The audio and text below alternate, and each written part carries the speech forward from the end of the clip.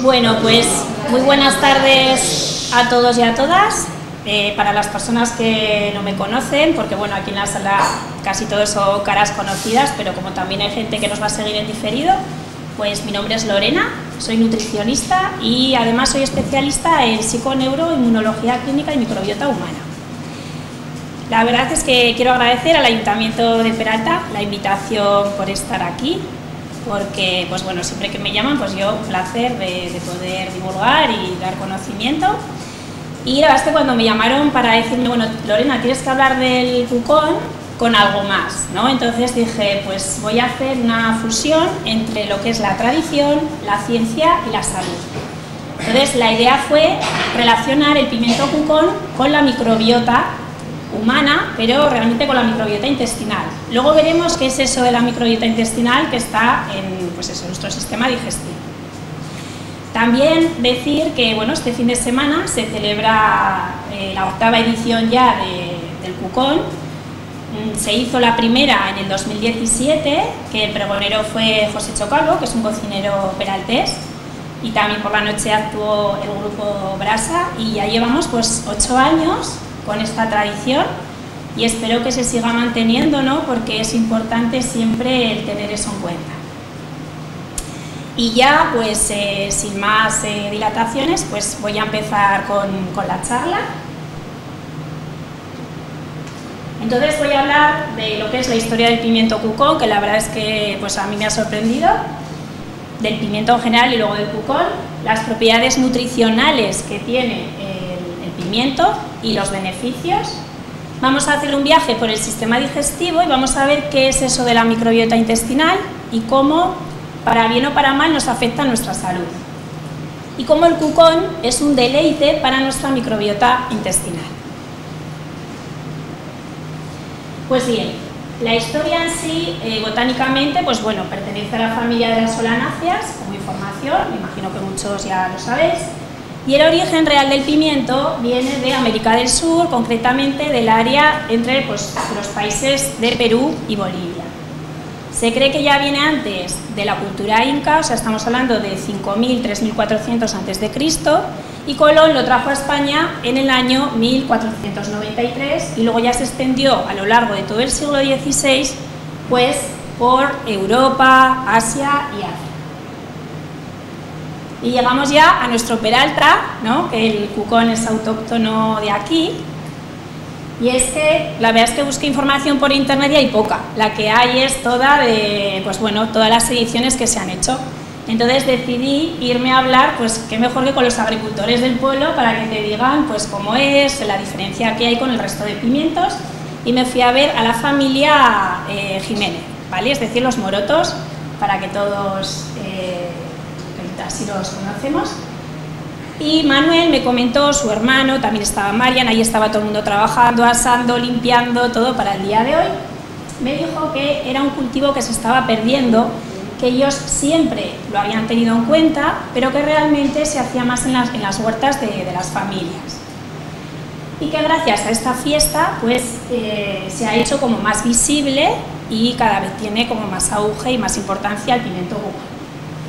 Y que se planta, me decía Manuel, plantamos el 15 de mayo, dice la primera tanda, y a los 20 días otra, claro, para que no venga todo de golpe. Yo esto no tenía ni idea porque no soy agricultora, ¿no? Pero me parecía todo interesante.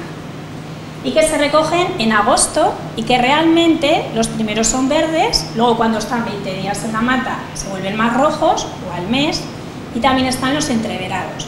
Pero aquí viene la diferencia, porque cuento todo esto del color, porque realmente en Peralta la diferencia que hay, porque este pimiento se da en la zona nuestra de aquí cercana de Navarra, pero realmente en Peralta la diferencia es que se comen verdes, el 80%.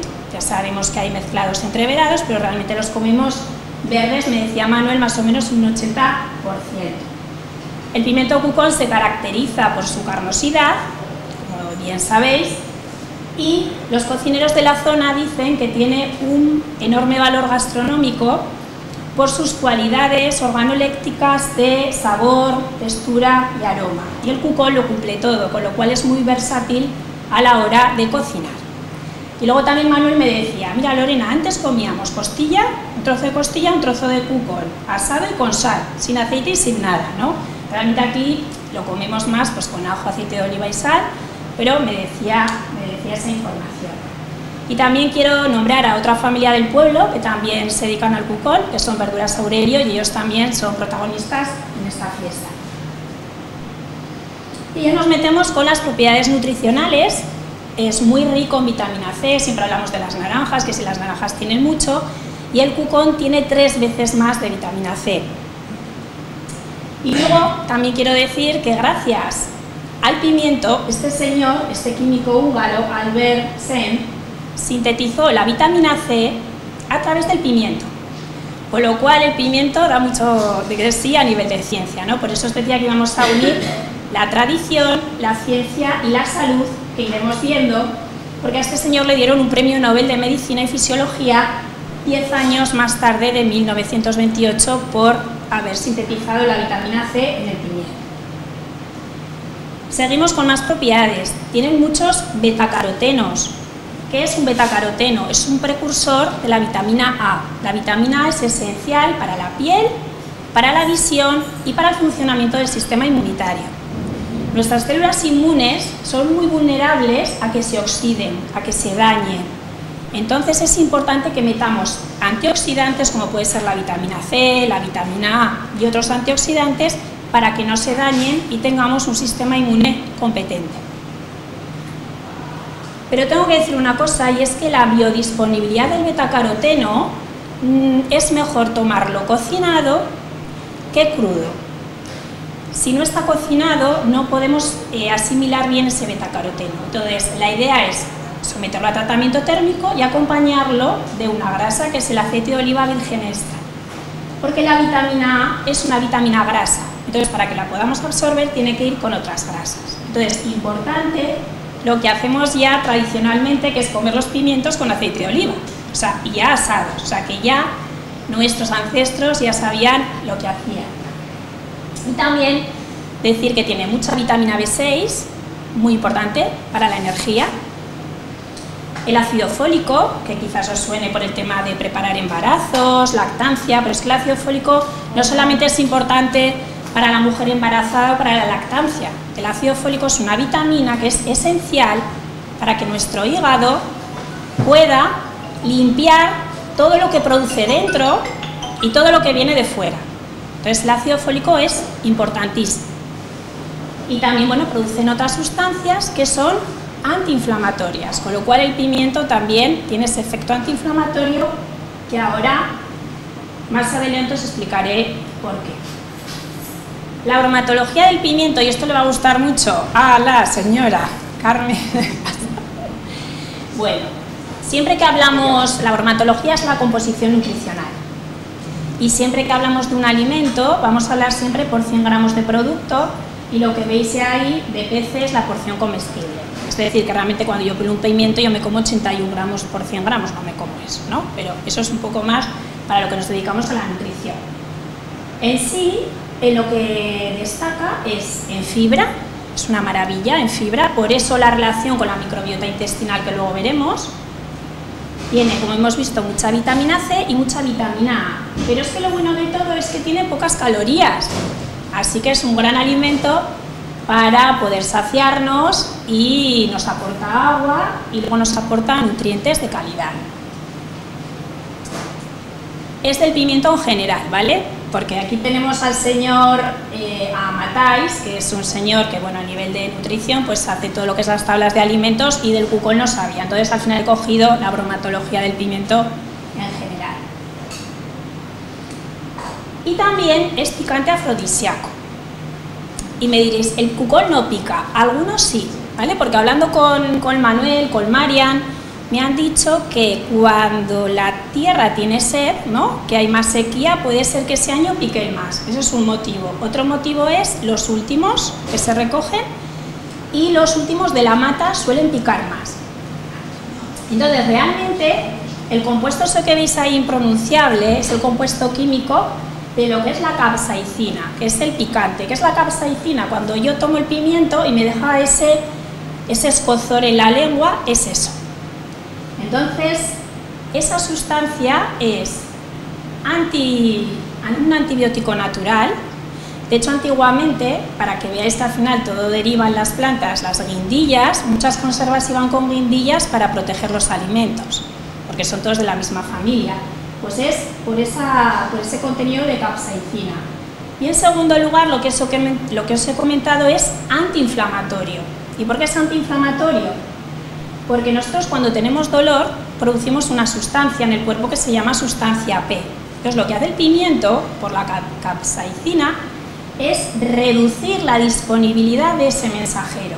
Con lo cual para la artritis va bien, a pesar de que hay informaciones por ahí que si dicen que las solanáceas son malas para la artritis. No, o sea, lo que no viene más el problema por otro lado de inflamación que en sí el pimiento solo. Entonces, para la artritis va bien también.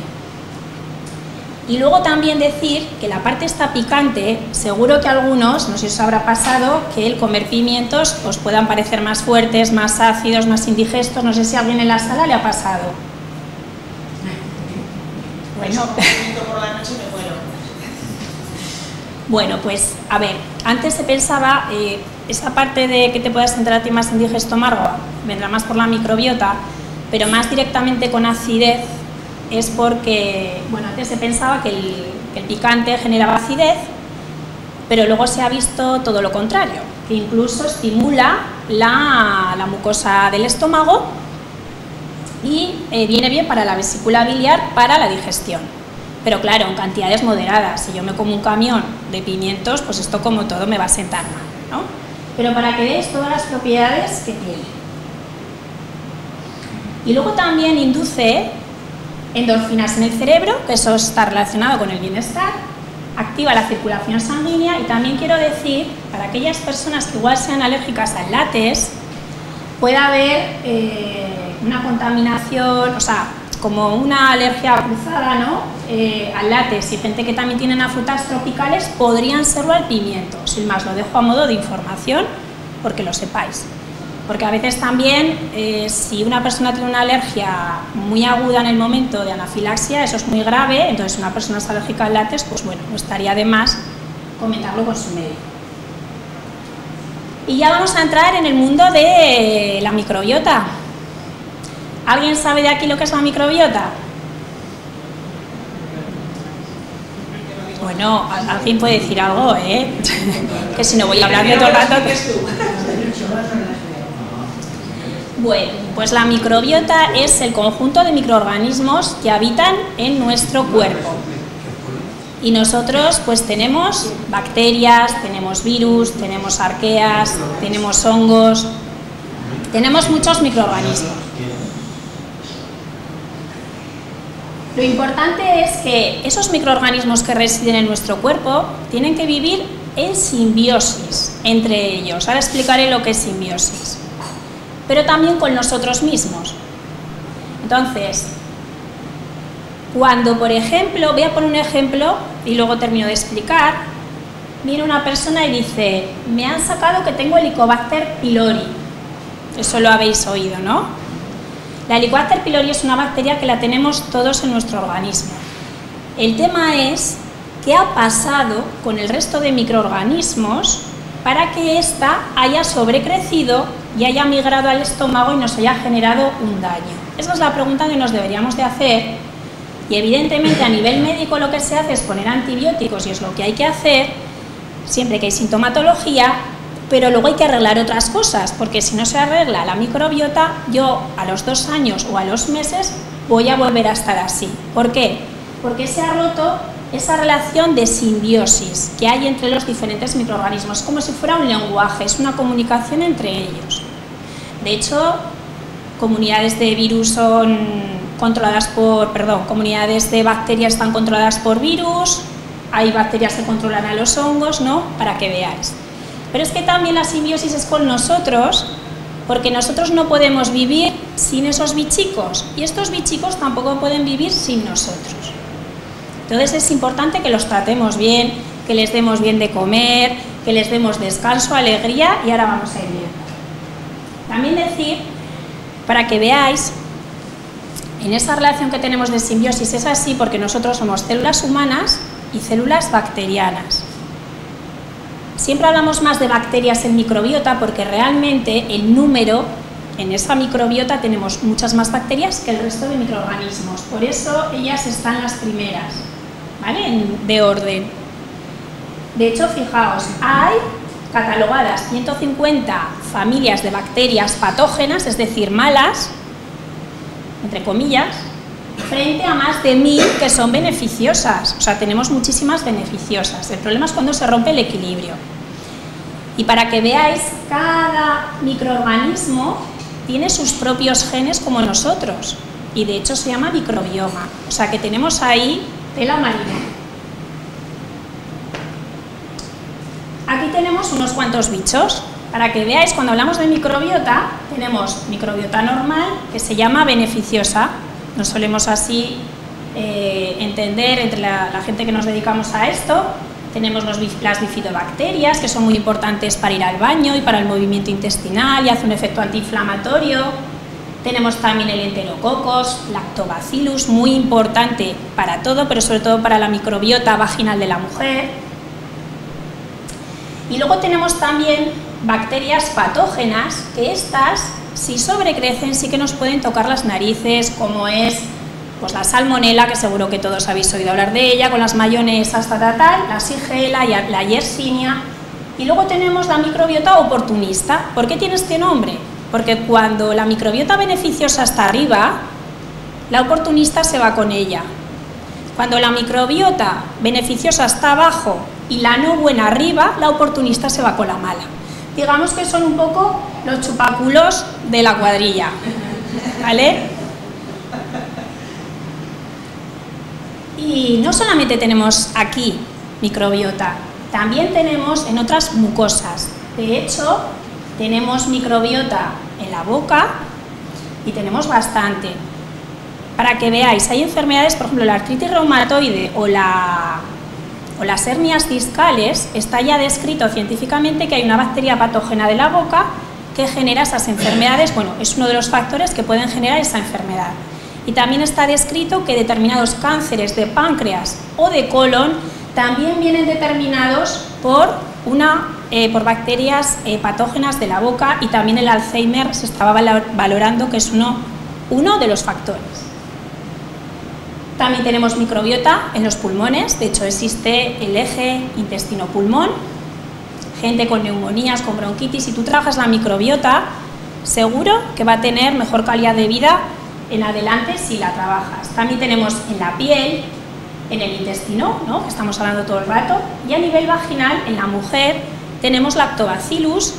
Si veis, todos tienen un montón de bacterias, pero la vaginal solamente pone lactobacillus, porque realmente en la microbiota vaginal tenemos que tener menos diversidad, pero tiene que estar muy aumentada los lactobacillus porque es la que nos van a proteger toda la parte, nuestra zona íntima, de temas de papiloma, de temas de cándidas, de vaginosis por otros y chicos, es decir, cuando hay picores y cuando hay sequedad, pues posiblemente, aunque haya sequedad, por ejemplo, por menopausia, que también se puede dar por el cambio hormonal, pero si nosotras ponemos lactobacillus, vamos a estar mejor, aunque se dé el momento de la menopausia, se puede arreglar. Esto antes no se sabía y las mujeres lo pasaban mal.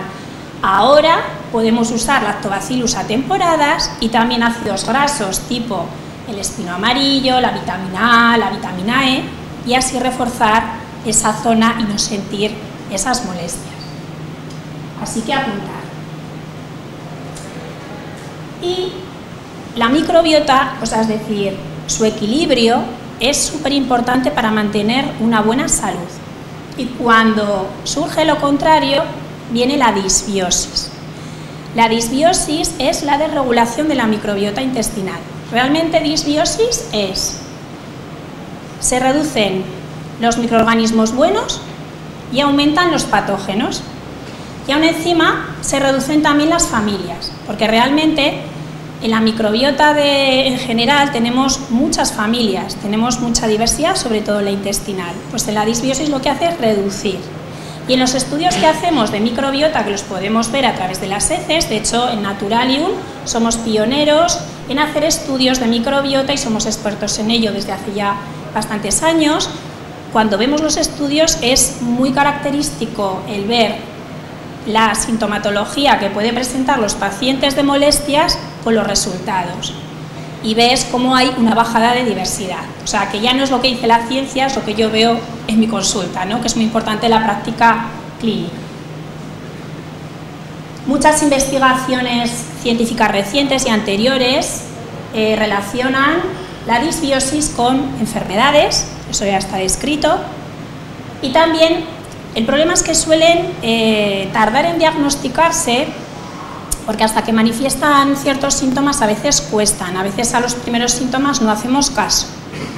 Sí que os quiero decir que hay muchos tipos de disbiosis intestinales, por ejemplo el SIBO, no sé si habéis oído el tema del SIBO, es un tipo de disbiosis, pero dentro del SIBO tenemos muchos SIBOs diferentes. Hay SIBOs por sobrecrecimiento bacteriano en el intestino delgado, hay SIBO por hongos, hay SIBO por arqueas, ¿no? Es decir, hay un montón de tipos. El tema es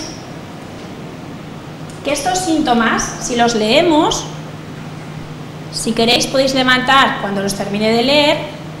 Bueno, a todos os ha tenido que pasar esto alguna vez porque si no es que seríamos Robocop, pero bien. Pero yo creo que cuando tenemos así un poco que no está bien nuestro digestivo, pues nos podemos sentir relacionados con estos síntomas, ¿no? Flatulencias, hinchazón abdominal, lengua blanca, aparición de alergias e intolerancias alimentarias, estreñimiento, diarrea, dificultad para bajar peso. Y aquí quiero parar porque muchas veces la gente se mata con hacer dietas y el problema igual no es la dieta, es que no lo está digiriendo bien y por eso no se baja peso. Alteraciones del humor, aquí hablaríamos de ese eje que se habla, eje intestino-cerebro, porque realmente hay una comunicación entre nuestro intestino y nuestro cerebro de forma bidireccional. ¿Qué quiere decir esto? Que si mi microbiota no está bien, me va a influir en mi gestión del estrés, de las emociones, y si aquí el tema no anda bien porque tengo mucho estrés, también me va a hacer un cambio en alterar mi microbiota. Entonces, insomnios que no deberían de pasar, ¿no? Es decir, sin causa aparente, pues habría que valorar cómo está este digestivo, y también las infecciones vaginales muy recurrentes o las infecciones de orina, eso también es muy común, pues hay que buscar en el tema de la microbiota. Porque diréis, ¿y qué relación tiene el tema de la orina y la vagina con el intestino si está totalmente en otra zona? Pues sí que tienen comunicación y luego vamos a ver cómo se comunican. Bueno, ¿alguien de aquí ha tenido esos síntomas? Todos, ¿no? Bueno, ¿qué es lo que hacemos? Aparte de tener en cuenta esos síntomas en consulta, le hacemos, no siempre de buenas a primeras, hacemos un estudio de microbiota, porque también con la información clínica es suficiente. Las cacas nos dan mucha información, muchísima. De hecho, tenemos la escala de Bristol, como veis tenéis ahí abajo las heces, tenemos 7 tipos diferentes de heces, y lo que nos da información es de saber qué microorganismos pueden estar por arriba o por debajo. Entonces, en lo que nos fijamos en las heces es la frecuencia, es importante ir al baño bien, o sea, todos los días una vez. Cuando no se va todos los días una vez, algo pasa con la microbiota. Y la consistencia de las heces, lo ideal es que fuera como un puro marrón compacto, que no me tenga que limpiar mucho el culete, que no floten, y a poder ser color marrón, bueno, de la columna ya sería, pero bueno, un marrón normal. Entonces, como veis, la ideal es esta, la 4. Eso no quiere decir que alguna vez alternemos otro tipo de heces que veis ahí, pero lo normal debería ser pues compacto. Y así podemos ver un poco cómo son las, un poco sospecha cómo son las disbiosis. Por ejemplo, decir que cuando hay estreñimiento se ha visto que hay un sobrecrecimiento de arqueas, que eso es lo que genera metano, y al generar metano se enlentece el movimiento intestinal. Entonces, lo que hacemos ahí es poner aceite de orégano en cápsulas, ponemos 15 días para que no nos irrite mucho la mucosa del estómago, y también luego acompañaríamos con diferentes probióticos, ¿no? Pues lactobacillus, bifidobacterias, pero para que sepáis que ya para todo hay constancia de qué pasa y qué bichos son los responsables y qué tratamiento podemos poner. ¿Qué factores afectan a la microbiota? Pues muchos. La dieta, desregulación del sueño, es decir, cuando se desregula el biorritmo, es de las cosas que más nos desregulan nuestro cuerpo. El fumar, el estrés, las drogas, la falta de actividad física, la edad también, porque la edad cambia, con la microbiota cambia con la edad. Y de todos, ¿cuál pensáis que es el que más impacta en la microbiota?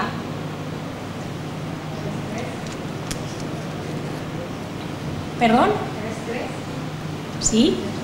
Pero hay otro que impacta más. Sí. Es el que más impacta, la alimentación. De hecho, está publicado en un montón de revisiones científicas y aquí os voy a decir una cosa que seguro que os ha pasado. Es que me he puesto a dieta y me he estreñido. ¿A cuántos os ha pasado cuidar la nutrición? Sí, ¿verdad? Porque siempre que cambiamos la alimentación va a cambiar la microbiota. No significa que el cambio sea para bien si no estoy haciendo otras cosas. Pero incluso cuando ponemos los tratamientos, al inicio la gente se puede estreñir un poco. Yo siempre me anticipo al paciente y le digo, tranquilo, tranquila, os vais a estreñir un poquito, pero es normal porque se va a reducir la microbiota no buena. Y ahora entramos en materia oscura. Es un dibujo que yo os voy a ir para que no os perdáis, ¿vale? ¿Os acordáis que os he comentado que por qué cuando yo tengo hongos o alteraciones en mi vagina o en mi piel, que el paso sea, ¿no?, por la microbiota intestinal, ¿no? Dice, si esto está aquí y el otro está allá, ¿cómo llega? Pues ahora vais a ver cómo llega. Mirad, aquí vais a ver cómo se produce una disbiosis. La parte de arriba, ¿vale?, sería la luz intestinal, es decir, el tubo hueco del intestino. Esta imagen se la pongo siempre a mis pacientes, así que aquí, como si fuerais todos pacientes, os lo voy a explicar igual. Entonces, eso, el tubito hueco, tenemos tres, está partido la foto en tres. Tenemos una situación de simbiosis, con lo cual que está en equilibrio la microbiota. Una situación de disbiosis, que empieza a desregularse, de hecho el dibujo ya no pinta tan bien, ¿no? Y ya cuando hay síndrome de intestino pinchado, que es esto, que aquí ya hay un paso tremendo. Entonces vamos a centrarnos en la situación de cuando estamos bien, para que sepáis que es un intestino sano.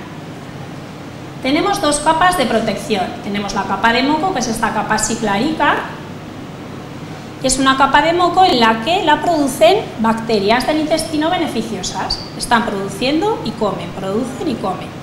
¿Para qué es importante que esté esa capa? Para que se puedan anclar sustancias para protegernos. De hecho, aquí se sitúan inmunoglobulinas A, esos son proteínas, que además en las analíticas de sangre a veces nos las estudian, y lo que hacen es detectar patógenos que pueda haber al otro lado. Pero claro, se pueden anclar si hay capa de moco. Si no hay capa de moco, no hay tutía. Si esto está bien, tenemos los pelicos del intestino por donde se absorbe, tenemos todo bien. De hecho, estos paréntesis sería ya la segunda barrera del intestino, la que ya hablamos de barrera intestinal como tal, y está todo perfecto. Así que estos son células inmunitarias y están de maravilla. Hay una situación perfecta. Ahora bien, por factores genéticos, influye, pero no tanto. Lo que más influye son los factores ambientales. La alimentación, como bien han dicho, el estrés, las drogas, no dormir bien, no hacer ejercicio, hace, veis, que se reduzca esa capa de moco, con lo cual ya las bacterias pueden, las que están aquí, pueden pasar, y aquí ya ha habido un cambio, aquí ya se genera un daño, entra, y aquí el sistema inmune, esto rojo ya son sustancias inflamatorias. Aquí no sale, pero esto de abajo imaginaros que fuera un torrente de sangre, que fuera la circulación de sangre.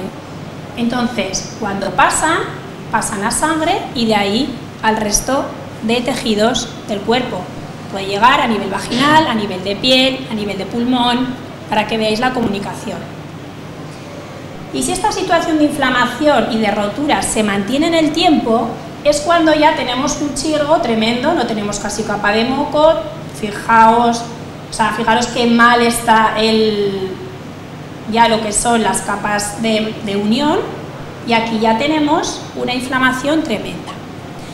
Y esto os quiero decir que este estudio es de la disbiosis con las enfermedades autoinmunes, pero que aquí podemos poner lo que queráis, podemos poner alergias, podemos poner intolerancias alimentarias, podemos poner deficiencia de nutrientes porque no se absorba bien, y podemos poner también cáncer. Sería otro factor para que se pueda producir. El cáncer es un conjunto de cosas y de factores, pero la microbiota está dañada. Y ahora aquí es cuando vamos a usar la pizarra, porque no penséis que nace todo de aquí, que de aquí para arriba no pasa nada. Esto tendrá algo que ver, ¿vale? Por ejemplo, la microbiota sí que se altera en sí sola del intestino si a mí me dan antibióticos y yo no repongo la microbiota. De hecho, ahora cada vez más, cuando a nivel de los médicos nos dan antibióticos, ya nos suelen recomendar ya más probióticos. Luego, después os digo qué probióticos podéis usar siempre sin ningún problema cuando os manden un antibiótico, si es que el facultativo nos lo recomienda por lo que sea, ¿eh? Entonces vamos a ver cómo se puede alterar la microbiota desde el inicio de la digestión, que ese es donde viene el mayor de los problemas.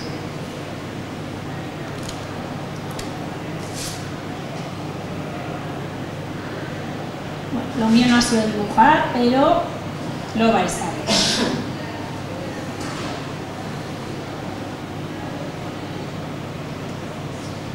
¿Veis todos la pizarra?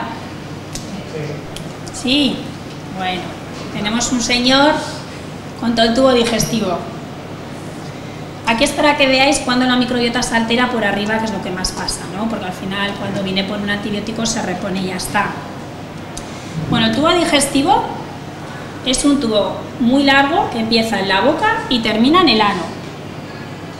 La función básica del sistema digestivo es que yo cuando coma pueda digerir, y esto es importante, digerir la comida para luego poder absorberla y obtener energía. Nos vamos a quedar con esa función básica. Para que eso se dé, el tubo digestivo cumple funciones muy importantes que muchas veces se desregulan y viene la disbiosis. Entonces, cuando la comida llega al estómago, tanto el peso de los alimentos como su composición, sobre todo en grasa y en proteína, ¿vale? Esto va a hacer que se active una hormona, que es la colicistoquinina, y esta es la que va a hacer que se produzcan jugos gástricos, acidez. La gastrina también actúa haciendo ¿el qué? Todo lo que es para poder digerir. ¿Qué hace? Una acidez. Genera una acidez porque el estómago es el órgano más ácido del cuerpo. Y el pH suyo fisiológico, cuando decimos algo en salud que es fisiológico, significa que es normal. El pH del estómago es de 1 a 3. Y es importante ¿para qué? Para que pueda digerir proteínas y para qué. Va a servir también de interruptor para que el páncreas, que es otro órgano digestivo, produzca enzimas digestivas. ¿Y qué son las enzimas digestivas? Son tijeras o cuchillos que cortan la comida, cortan las proteínas, cortan las grasas y cortan los azúcares, para que los podamos digerir bien en el intestino. Si no los cortamos bien, vamos a generar sintomatología de inflamación y de hinchazón. También el pH es otro interruptor para que la vesícula biliar bombee la bilis. ¿Y para qué es la bilis? Pues para digerir las grasas en el intestino delgado, pero más en el duodeno. ¿Vale? ¿Sí? ¿Alguna?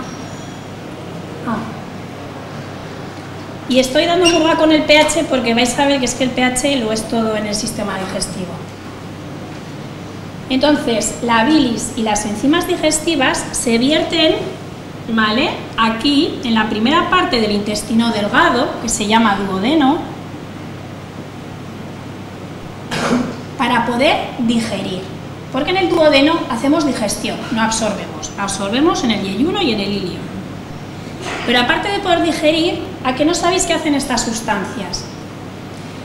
Nosotros a lo largo del tubo digestivo también tenemos microbiota, que luego veréis. Os he puesto una imagen muy chula para que veáis cómo va en aumento. Pero aquí no tenemos que tener mucha microbiota, tenemos que tener más bien poca. Y las enzimas y la bilis lo que hacen es controlar el sobrecrecimiento bacteriano. Y ahí evitamos el SIBO, famoso, mundial, que ahora está de moda, pero lleva más años que el monte, que dicen aquí.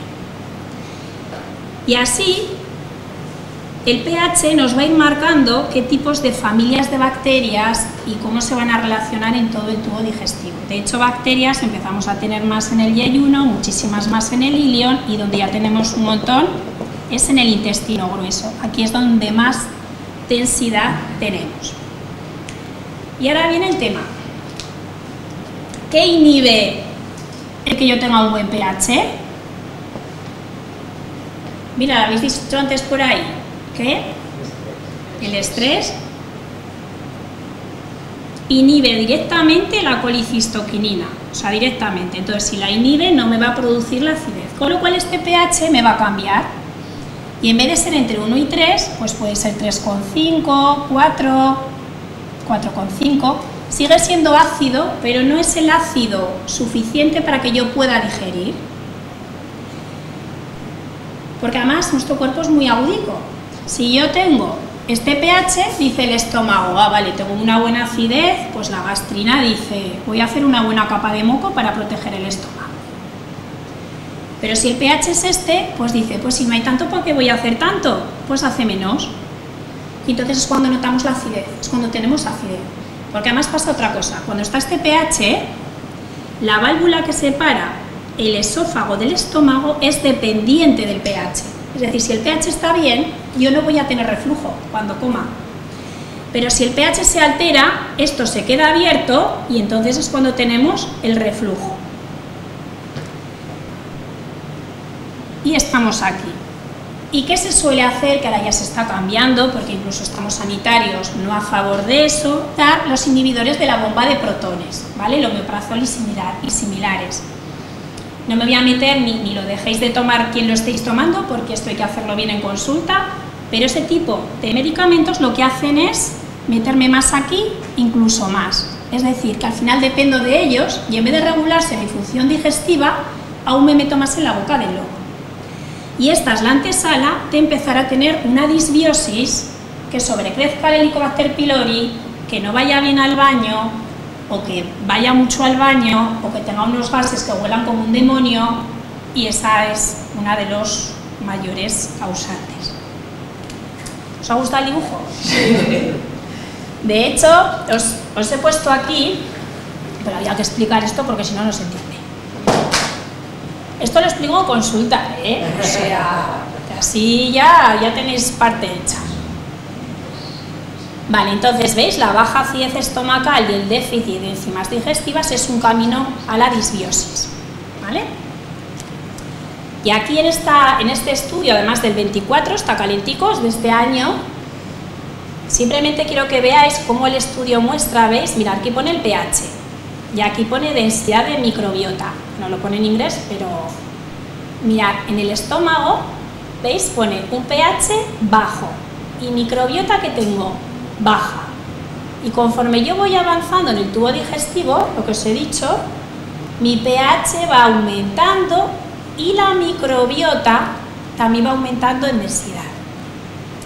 Porque el pH es importante para controlar quién está aquí y quién está allá. Y ahora ya vamos a ver por qué el cucón es tan bueno para la microbiota. Entonces, las bacterias, bueno, hablo más de las bacterias porque al final son las que más abundan, tienen que comer. ¿Y qué come nuestra microbiota? Pues come alimentación prebiótica. ¿Y qué es la alimentación prebiótica? Pues son las verduras, las hortalizas, el cucón, ¿no?, que está aquí, Las frutas, las setas, muy importante. Las setas para la microbiota es una maravilla también. Los tubérculos, patatas, boniato, semillas, algas, legumbres, cereales de grano entero y también, por supuesto, proteína buena, huevos, carnes y pescados de calidad. Y lo que viene bien del cucón, y aparte de que sea rico para nuestra microbiota y que las tengamos contentas a las bacterias y puedan hacer sus funciones, lo que nos viene muy bien en el pimiento es que evita el estreñimiento. Pero claro, me va a evitar el estreñimiento siempre y cuando yo tenga microbiota, o sea, bacterias amigas, es decir, de las beneficiosas. Porque si no están, pues no pueden comer ese pimiento y es cuando el pimiento me puede sentar mal. Y hay gente que le pasa, que cuando hay alteración de microbiota te dice, wow, como un pimiento si me dan muchos gases. Trabajamos la microbiota y no hay ningún problema. Por ejemplo, Marga.